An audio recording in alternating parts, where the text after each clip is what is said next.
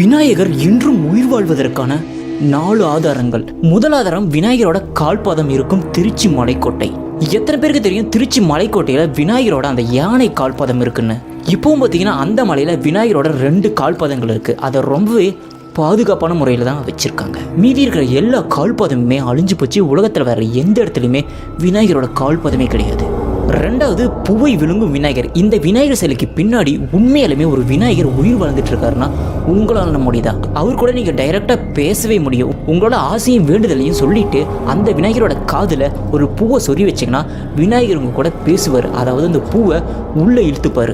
மூணாவது ஆதாரம் காணிப்பாக்கம் விநாயகர். இங்கே இருக்கிற விநாயகர் சிலை இல்லை, இது உயிரோடு இருக்கிற ஒரு விநாயகர். எந்த அளவுக்குனா இங்கே இருக்கிற சிலை நீங்கள் ரொம்ப அழுத்தி தொட்டாலோ இல்லை ஸ்க்ராச்சஸ் எதுவும் பண்ணாலோ அந்த சிலையிலேருந்து ரத்தம் கசியும்.